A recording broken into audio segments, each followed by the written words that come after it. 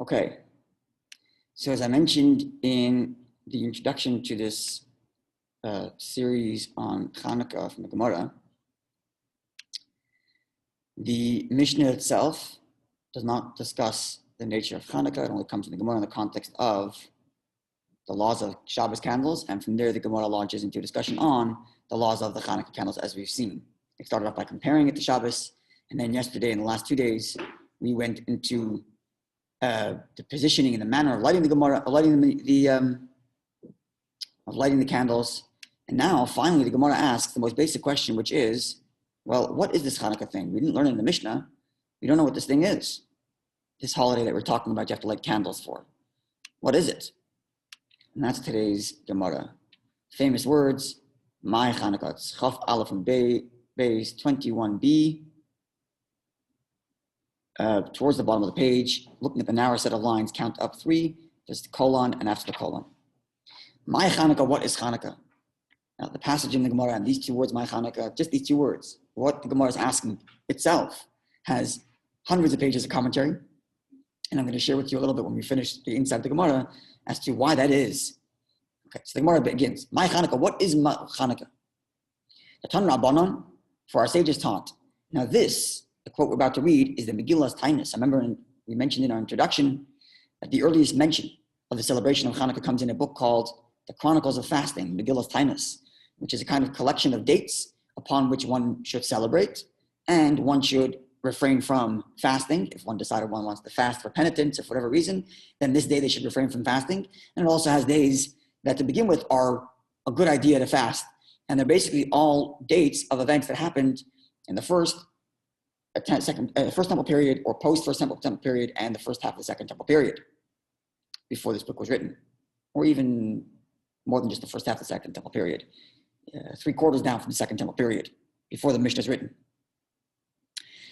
And in this book, it mentions, oh, you know those 8 days that start from the 25th? Those are days you shouldn't fast. And this is the first mention of Hanukkah in a written text. Unless you have the view that Megillus Antiochus is written earlier. Again, as I mentioned in the introduction, there's a dispute as to when exactly Megillus Antiochus, the Chronicles of Antiochus, the Chronicles of the story of Hanukkah itself, when it was written, if it was before or after. Anyway, so this text, Megillus Tainus reads, B'chafei b'Kislev, on the 25th of Kislev, Yom Hanukkah, these are the days of Hanukkah. Tamna Inun, there are 8 of such days, starting from 25th, 8 days forward. And on these days, the Leila Misbah B'hain, one should not eulogize during these days. If there happens to be a funeral, then we try to mitigate in the amount of mourning that happens during the funeral. And there are certain things that are omitted from the service during the funeral, including no eulogies. And likewise, the Leilisanas Bohin, one should not fast on these days. If one decided that they felt like wanted to do teshuvah, and as we learned in Gemara Yuma, fasting can augment one's teshuvah, so the person feels like he wants to do that, don't do it on Hanukkah. Because these are special days. Now, why is it special days? Because when the Greeks entered the temple, Heichal means the sanctuary, they defiled, ritually rendered impure all the oil in the sanctuary. And when the kingdoms of the house of Chashmonaim, we talked a little bit about them also in our introduction, overpowered the Greeks, and won them.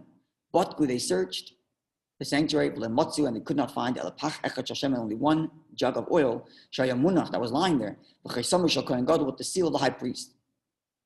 And there was not enough oil in this jug, Ella, for nothing other than to light one day.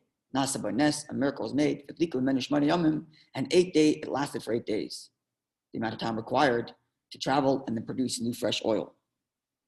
Lashana Acheres, the next year, Kavuam, they established these 8 days, Vasum, and they made them Yom Tovim, days of good days, holidays. V'Halal, in what way are these 8 days celebrated? V'Halal, Thanksgiving, praise, the mitzvah of Halal, which we did this morning after davening. V'Hoidah, and thanks. Okay. So, off the bat, The way the Megillah Tanis presents the story, it assumes, first of all, just on a very literal level, it assumes you already know the story. It doesn't say, why these days an 8-day celebration? Oh, because once upon a time the Greeks came in and they started to persecute the Jews religiously. And the Hashmonaim fought back. And then because they fought back, the Greeks went into the temple and tried to ruin it. And then they won them. And then after they won them, they tried to light the menorah. That's not how it phrases it. It phrases it by saying, when the Greeks came into the temple and defiled it, we won them. Then we went and searched, and there the story starts. The way it phrases it is, you know about this whole story with the battle already, and that's not the point. So you know that story with the battle? Oh, when it was all done, here's what happened, and that's why it's a celebration. Assuming you know the story, which is fine, maybe because it's written within 100 years or so, you know the story from your grandparents, right? Because your grandparents are there, your great-grandparents were there, so you know the story. But it doesn't make the battle as part of the reason for celebration. Completely ignores it. When it happened, that story you know about, we're celebrating because of the oil. Right? And the question becomes, is not the celebration of the battle enough of a reason to make a celebration? We almost died. We almost lost our land. And now we have it back. Isn't that not a good enough reason to celebrate? Purim happens outside of Israel. And we celebrate because we almost died and we didn't die. Of course we have. If you went about Chanukah, you would know this because everybody talks about these questions. These are not invented questions that Levi is asking. These are questions written in commentaries for... In the Gemara class we learned this? Maybe Chanukah last year. Could be Chanukah last year, yes. But now you're seeing it from the source, from the Gemara. So there are different ways of understanding this. One way of understanding is that the Gemara is not explaining this why Chanukah is a celebration. It's explaining why it's 8 days. Right? That's how the text opens up. Text opens up is the 25th of Kislev are 8 days of Chanukah. Now, why is it 8 days of Chanukah? Oh, because after the miracle of the battle, for which it would be enough to have a celebration of 1 day, like Purim, there was oil that lasted for 8 days. And that's why this 1 day celebration has been transformed into 8 days. That's one way of reading this text. But when we look at Rashi, and Rashi comments on the question, my Chanukah, so if you look on the left, the bold letters, my Chanukah, Rashi comments and says, when the Gemara asks the question before we introduce the text, from Megillah Tanis, the Gemara asks, what is Chanukah, right? Now, if you, me, the one who just presented this explanation, there's a reason why the Gemara mentions the story of the oil and does not highlight the story of the battle, is because the battle would be enough for 1 day miracle, and the Mishnah and the Megillah Tanis is explaining why it's 8 day celebration. That is good and well for the text of the Megillah Tanis, and the text we quoted. The problem is the way the Gemara asks for the text. When the Gemara asks for the text, it doesn't ask why is Chanukah 8 days and then introduce the text. It says, my Chanukah, what is Chanukah? Which means whatever this text is saying actually explains all of Chanukah. And that is problematic in what we just said. Because part of the story is, first of all, there was a battle and we survived. 1 day celebration. Why is it 8 days? Because of the story of the 8 day oil. But the way the Gemara introduces and asks for the text is with the words, my Chanukah, what is Chanukah? As if the text we're about to quote explains the whole thing. And therefore, this is how Rashi explains the question. My Chanukah, what is Chanukah? So how does Rashi explain the question? Not that the Gemara is asking, what is Chanukah? You know what Chanukah is. The Gemara is asking, al eze nes kavua, for which miracle was it established? So when the Gemara asks, what is Chanukah? The Gemara is not asking, what's the story of Chanukah? It's asking, we know the story of Chanukah. Now it's asking, which of the miracles that happened during Chanukah is the reason for the celebration? Answer, oil. Following? So the Gemara is not asking, what is the story of Chanukah? If the Gemara asks, what's the story of Chanukah, then the question becomes, why aren't you mentioning the story of the battle? And why isn't that part of it? But since the Gemara is not asking that, the Gemara is asking why we established the holiday of Chanukah, because you already know the story. Because you read Megillah Antiochus, let's say. Or because you're an educated Jew. The Gemara just wants to know which miracle of the whole story is the primary reason for the establishment of the holiday. And therefore comes the answer, the oil. That's the main celebration. Which of course gives us two questions. Number one, well, why isn't the battle part of the reason for the celebration? Why isn't it? Number one.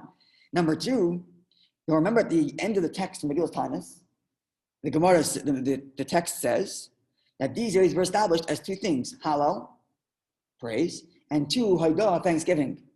Rashi says, what's the Haidah? So Rashi says over there, they made it, they established it as a holiday for Thanksgiving and for Hallel. So Rashi explains, not that there's 8 days when you're not allowed to work. It was only established, A, to read the Hallel, as we did this morning, and to say the Alanissim in the blessing of thanks in the Shemona Esrei, which is Moedim.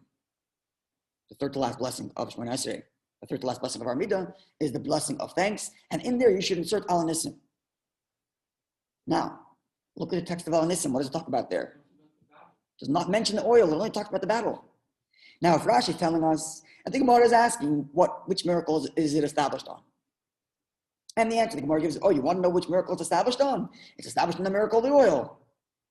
Oh, really? Didn't you just say we're establishing it for Alanissim? And Alanissim is all about the battle. What's going on here? Many explanations. And just to give you one, the Rebbe's explanation, a beautiful explanation, which is as follows.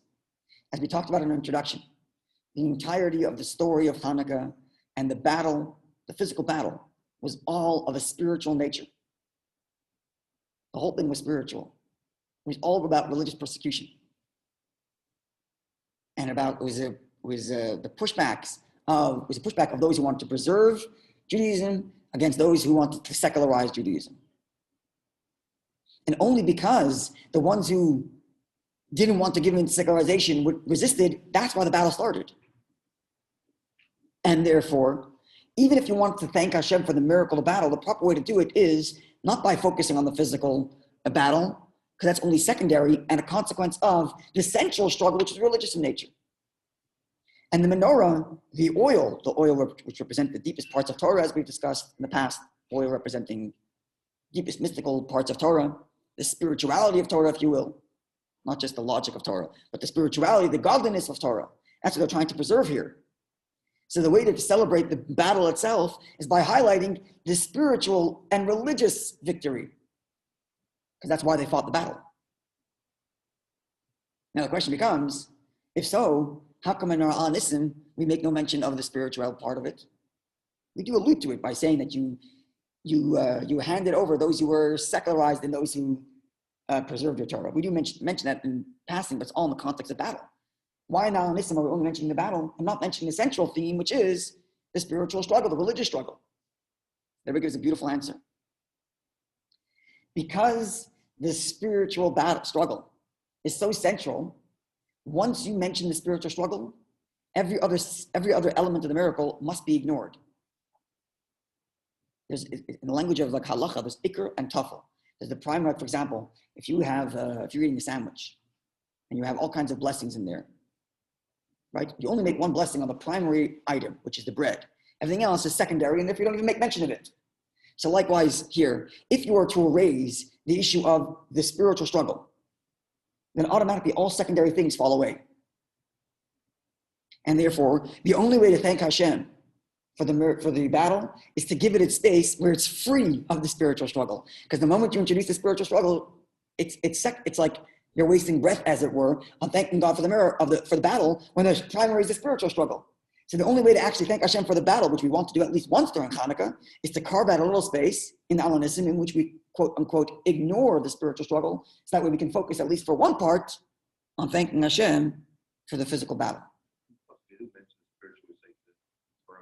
I mentioned that, yes, but it's all in the context of the battle, right? Because we don't mention the oil, for example. We don't mention the oil burning, right? That's right. We don't mention the oil. Because once you introduce the oil, which is the pinnacle of the spiritual struggle, then you cannot mention any other small, frivolous details, as you will. So if you want to focus on any of the quote-unquote frivolous details, you have to kind of put aside the central theme, and then you can focus on the secondary thing, which is why the primary celebration is the menorah, which is spiritual oil. It's the Hallel, which is spiritual oil. And only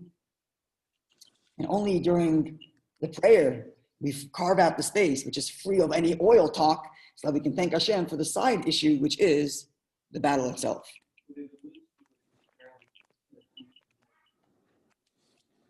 Yes, so it doesn't say which miracles, so we don't mention it explicitly, but it goes on to say the miracle of the struggle for the physical struggle.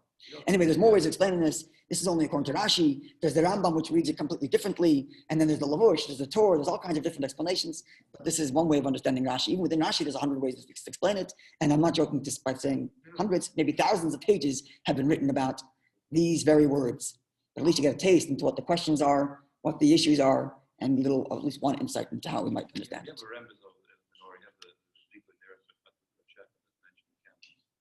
So that's a good point. So the Hallel, you said that in Halanism it says that we lit candles in your courtyards, but they ever argue it's actually not the menorah. I know, Why is there argue it's not the menorah? Because we say we lit candles in the courtyards of your the courtyards of your holy sanctuary. The menorah is not lit in the courtyards; it's lit in the inner sanctum, and it's only one, not plural. It says therefore, the Rebbe argues that it actually just means celebratory lights. They lit up the whole place because we're in celebration, kind of like they did during Sukkot. Every night of Sukkot, when they celebrated, right? That would also be only ner, not ner ois. No. Okay, it's because 7 candles. Are you allowed to do that? You're allowed to take the menorah out. You're not allowed. You're allowed. Someone who's outside the inner sanctum is allowed to light the menorah that's inside by a long stick. That's allowed to happen, but I'm not sure you're allowed to take the menorah out. Maybe they broke the largest case. Okay. They went around the whole courtyard to publicize the miracle. Anyway, there are all kinds of explanations, but at least we get kind of a glimpse into what this is all about. Yeah. The other explanation More, is 1 day is with the wife, 8 days, so 1 day is military victory. I mentioned at the beginning, but in Rashi we can't say that. No, but Yeah, I mentioned at the beginning that's one way of explaining it, but Rashi doesn't learn it that way. So I mentioned that. I mentioned that as one. I mentioned that as one explanation, but as I mentioned, that couldn't be Rashi's way of learning it. But again, as mentioned, there's Rambam, there's the Torah, there's the Lavush, there's all kinds of many explanations. Okay, wonderful day. Have a good Shabbos and happy Chanukah, everybody.